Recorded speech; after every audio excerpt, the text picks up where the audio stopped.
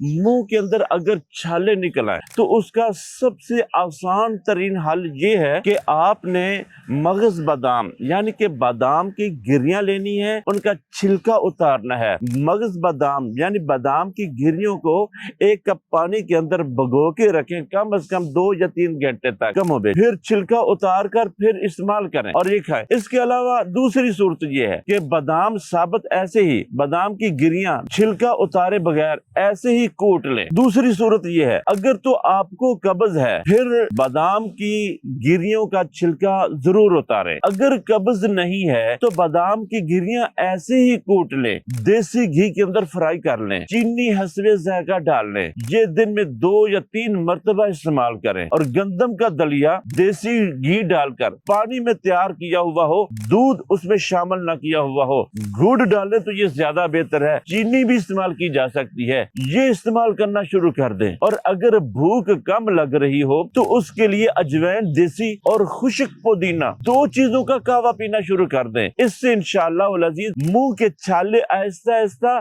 खत्म होना शुरू हो जाएंगे।